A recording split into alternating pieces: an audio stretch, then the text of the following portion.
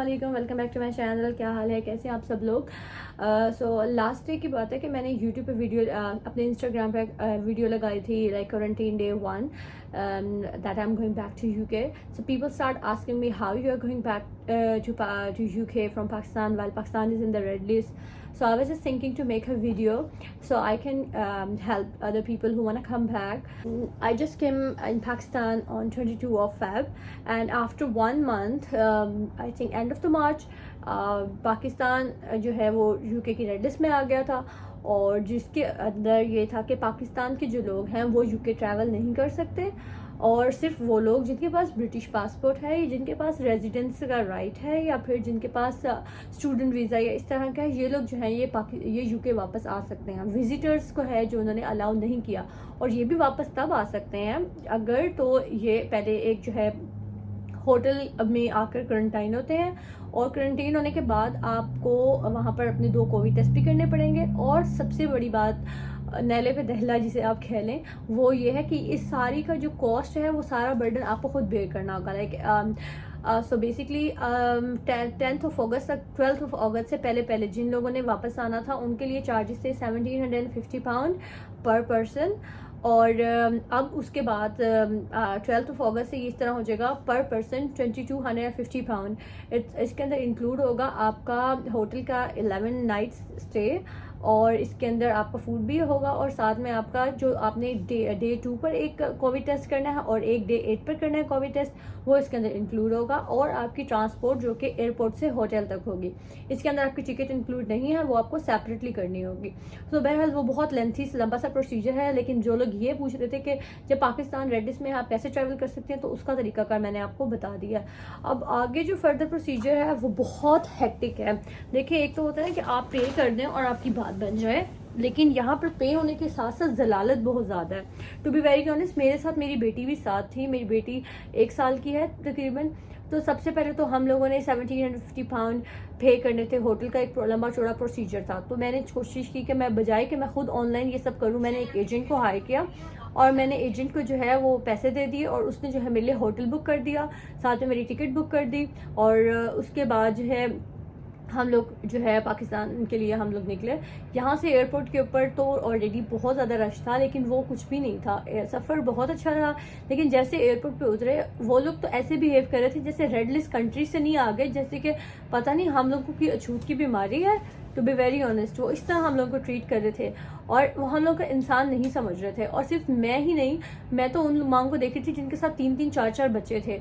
वहाँ पर इतनी लंबी लाइंस लगी हुई थी जहाँ पर वो डॉक्यूमेंट्स चेक कर रहे थे. 4-4 घंटे. हम सुबह 6:30 बजे पहुंचे थे एयरपोर्ट पर, और उसके बाद 1 बजे तक हम एयरपोर्ट पर थे. मुझे याद है कि 1:15 हुए थे जब हम आकर उस बस में बैठे थे जिस बस ने हमें एयरपोर्ट से होटल पे लेकर जाना था.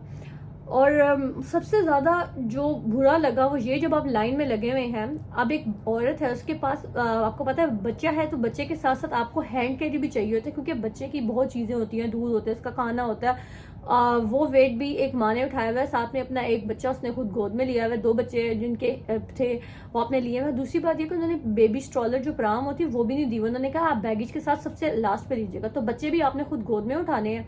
अब आप मुझे बताएं कि ये कहाँ का इंसाफ है या कहाँ की इंसानियत है कि एक औरत है, उसने 2-2, 3-3 बच्चे लिए हैं, बच्चे भूख से मर रहे हैं, बच्चों का रो रो के बुरा हाल है. आप उनके लिए फीडर बनाने के लिए नहीं रुक सकते, क्योंकि आप एक क्यू में लगे हुए हैं, और आपके पीछे और लोग भी हैं, और क्यू जो है वो हर 2 मिनट बाद जिस तरह आपको आगे आगे फॉरवर्ड होना है. तो अगर किसी ने अपने बच्चे को फीड कराना है वो कहाँ जाए? अगर किसी ने अपने बच्चे को फीडर बना कर देना है वो कहाँ अपना सामान खोले? अगर आपने किसी बच्चे का डायपर चेंज करना है, आप अपने बच्चे को लेकर टॉयलेट में कैसे जाओ? आप तो क्यू से बाहर हो जाओगे, आपको फिर से आना पड़ेगा. आप यकीन करें कि 4 घंटे एक लाइन में लगने के बाद जब आपके वीजा पेपर चेक होकर इमिग्रेशन ने आपको आगे भेजा, तो हमें लगा था बस अब हम अपना बैगेज लेंगे तो जाएंगे. आगे गए तो आगे एक और लाइन लगी हुई थी, और अलग से जलालत तो खवारी प्रोग्राम था. वहां पर जाके जी आपको अपने होटल के जो पेपर्स हैं और आपका जो कोरोना टेस्ट वगैरह था कि जो आप रिपोर्ट लेके गए हैं, आपको वो दिखाने हैं. उसके लिए फिर एक इतनी लंबी क्यू थी, और वहां पर ऐसे ही था. यकीन करें, इतनी सारी माएँ जो बच्चों के साथ थी ना, स्पेशली वो, और फिर जो बहुत बुरे ज़ईफ लोग थे वो इतने ख्वार हुए हैं. पता नहीं इन लोगों की इंसानियत कहाँ मर गई थी कि इन लोगों को कोई इंसान नजर नहीं आ रहा था. और लिटरली मेरे साथ तो एक बच्ची थी और मैं रो रो के बुरा हाल था, क्योंकि मैं मैनेज नहीं कर पा रही थी. और मैं देख रही थी, फिर अपने आप को इस तरह हौसला दे रही थी कि जो और लोग हैं वो किस तरह वो भी तो मैनेज कर रहे हैं। सो वो बहुत डिफ़िकल्ट टाइम था। अगर तो किसी की बहुत ज़्यादा मजबूरी है ना, तो फिर वो इस टाइम में ट्रैवल करे, वरना थोड़ा सा वेट कर ले, मैं तो यही कहूँगी। खैर उसके बाद हम लोग बस में पहुंचे, जिस बस ने हमें होटल लेके जाना था। उन्होंने कहा जब तक सारे पैसेंजर कंप्लीट नहीं होंगे इस बस के, जितने भी हम लोगों ने लेके जाना, तब तक आप वेट करें। घंटा फिर हमने बस में बैठ के वेट किया, और फिर उस बस ने हमें हमारे होटल का तकरीबन 1 घंटे का सफ़र था, वो हमने तय किया। आगे आए हैं तो होटल वालों की अपनी फॉर्मेलिटी स्टार्ट हो गई हैं, ये फॉर्म फिल कर दें, वो फॉर्म फिल कर दें। बच्चों का रो रो के बुरा हाल। हम खुद, हमारा घंटा जो 8 घंटे का जो सफ़र था ना, वो हमारा तकरीबन 18 घंटे का बन चुका था। वो मुसलसल खड़े रह रहे के हमारा बुरा हाल। उसके बाद आप लोग रूम में हैं, और आपको जब खाना सर्व हुआ नेले पे दहला ये कि खाना इंतहाई बकवास। इस टाइम हम हॉलीडे इन होटल के अंदर हैं, और इनका खाना बहुत बुरा है। और सबसे बुरी बात यह है कि जब आप इन्हें कंप्लेन करते हैं कि खाने का टेस्ट अच्छा नहीं है, तो ये आपको कहते हैं कि आप बाहर से ऑर्डर कर लें। क्यों? आपने फिर किस चीज़ के पैसे लिए थे? तो मैंने उनसे जब कहा 2 बार, तो उन्होंने आगे से हमें कहा कि वो जो और लोग हैं वो भी बाहर से ऑर्डर कर लें, आप भी कर लें। मतलब कि बाकी लोगों को भी आपका खाना पसंद नहीं आ रहा, तो आप लोगों को शर्म आनी चाहिए। सबसे पहले तो आप लोग को चाहिए कि आप अपनी सर्विस बेटर करें, और अगर लोगों ने ऑर्डर ही करना है तो फिर आप खाने के पैसे वापस कर दें हमें, हम बाहर से ऑर्डर कर लेते हैं। इसी तरह मैं बच्ची के साथ हूँ। बच्ची का खाना, जो बच्ची आपको पता है बॉटल्स में होता है, और बच्चा जब एक टाइम खा लेता है, फिर उसके बाद हम उसे फ्रिज में रख लेते हैं, और फिर दूसरी टाइम जब देना हो तो माइक्रोवेव करके आप बच्चे को दे दो। तो ना ही रूम में फ्रिज है और ना ही माइक्रोवेव है। पाँव में पहनने के लिए स्लीपर तक तो इस रूम में है नहीं। इवन के कमरे के अंदर वो सर्विसेज तो प्रोवाइड कर नहीं सकते, क्लीनिंग सर्विसेज। तो हमने उनसे कहा हमें वैक्यूम या कुछ क्लीनिंग के लिए स्टफ दे दो, उन्होंने हमें वो भी प्रोवाइड नहीं किया। और उसके अलावा हमने क्लियरली मेंशन किया था कि हम लोगों को चाहिए है हलाल फूड, सॉरी, और उसके बावजूद उन्होंने हमें नाश्ते के अंदर पोर्क भेज दिया। और मैं सोच रही हूँ कि कुछ लोग तो ऐसे ना, पता भी नहीं चलता कि हम क्या खा रहे हैं और क्या नहीं। तो ये कहाँ की इंसानियत है? और इतने ज्यादा पैसे लेने के बाद जानकर ये सलूक करें। मैं आपको दिखाती हूँ। मैंने कहा कि हमें पेप्सी चाहिए। ये एक, मैं होटल में बैठी हूँ, यूके के होटल में।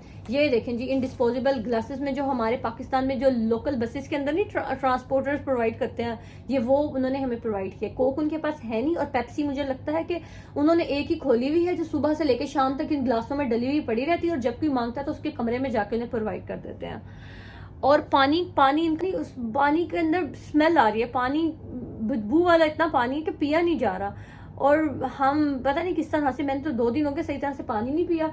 मैं यार सोच रही थी कि ऑनलाइन ऑर्डर कर लूँ और बाहर से ही मंगवा लूँ, लेकिन इन लोगों का बिहेवियर अच्छा नहीं है। मैं यही को रिकमेंड करूंगी कि आप लोगों में से जिनकी बहुत ज़्यादा मजबूरी है तो वो ट्रैवल करें, नहीं तो अपने साथ किसी न किसी पार्टनर को रख लें। क्योंकि मैंने यही किया था, मेरी एक फ्रेंड है वो मेरे साथ है, हम दोनों रूम शेयर कर रहे हैं, और एक तो हमारे दूसरे के साथ टाइम अच्छा गुजर रहा है, और दूसरा ये कि हम लोगों की जो कॉस्ट है वो भी डिवाइड होगी। वैसे आपको 1750 पाउंड पर पर्सन देने पड़ते हैं, जो कि अप्रॉक्सीमेटली कितने माह बनते हैं पाकिस्तानी?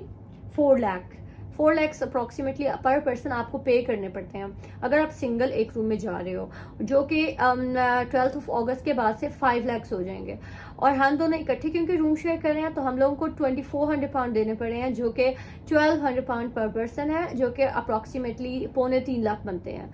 तो जो लोग रूम शेयर कर लें उनको कोई पार्टनर मिल जाए तो बहुत अच्छा है। एक तो ये कि आपके पैसे भी सेव हो जाते हैं, दूसरा आपको कंपनी भी मिल जाती है। तो ये कुछ चीज़ें थी बेसिकली, कुछ ऐसी प्रॉब्लम जो हम लोग फेस कर रहे थे और किस तरह के इश्यूज यहाँ पर आ रहे हैं। तो मैंने सोचा इसके ऊपर एक छोटी सी वीडियो बना दूँ, और किसी तरह अगर किसी की हेल्प हो सके, और स्पेशली वो माएँ जो बच्चों के साथ ट्रैवल कर रही हैं, वो ये बात माइंड में रखें कि होटल वाले आपको बच्चे का खाना प्रोवाइड नहीं करेंगे, तो आपको ऑनलाइन ऑर्डर करना पड़ेगा, जैसे आस्टा वगैरह हो गया। लेकिन वो लोग भी 1-2 दिन बाद डिलीवरी देते हैं। सो कीप इन माइंड कि जब आप पाकिस्तान से आ रहे हैं तो अपने बच्चे के लिए खाना रिस्क ना लें, उसके लिए खाना, उसके डायपर्स, वाइप्स और जो भी उसकी बेसिक चीज़ें हैं वो ज़रूर लेकर आएँ। And thank you so much. अगर किसी को कोई क्वेश्चन हो तो आप मुझे इंस्टाग्राम पे पूछ सकते हैं, अगर कोई बहुत ज़रूरी हो, और या फिर आप मुझे कमेंट करके बता दीजिएगा। Thank you so much. अल्लाह हाफिज़।